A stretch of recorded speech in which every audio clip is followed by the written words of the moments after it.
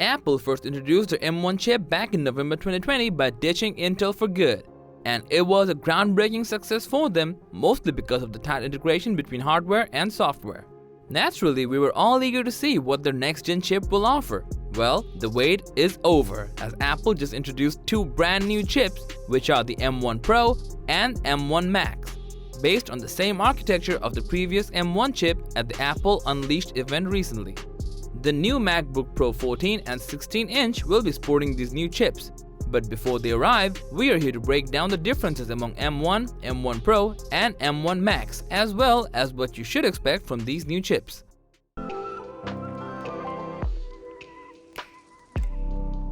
Let's look at the specs of these chips first. As mentioned earlier, both of the new chips are based on the TSMC's 5nm architecture, which is the current smallest offering in the market. Although the M1, M1 Pro, and M1 Max are built on the same architecture, the new M1 Pro features a massive 33.7 billion transistors. That's more than twice the M1. And the M1 Max takes it to a new height, featuring 57 billion transistors.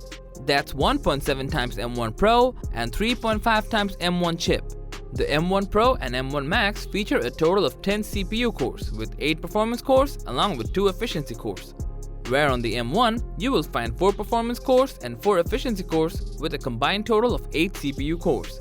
In terms of GPU, we see a huge difference. The new M1 Pro can go up to 16 graphics cores, and the M1 Max packs a staggering 32 graphics cores, whereas the previous M1 chip tops out only at 8 graphics cores.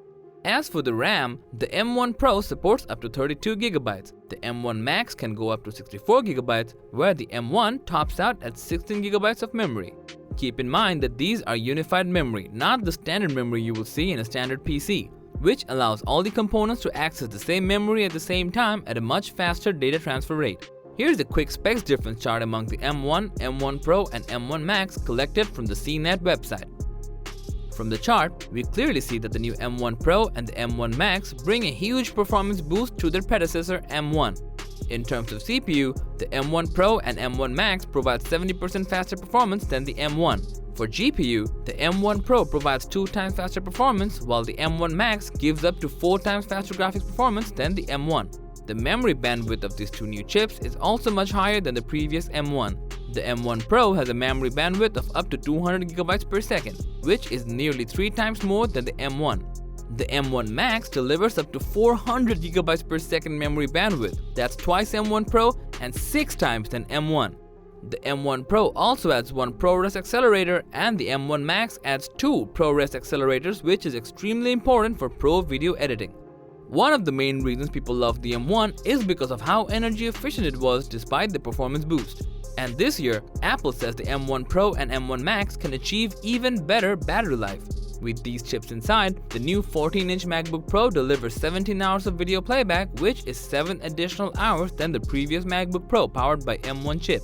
And the 16-inch model gets up to 21 hours of video playback. That's 10 hours of additional video playback and the longest battery life ever on a MacBook. Taking everything into consideration, it's clear that the new M1 Max is the clear winner here.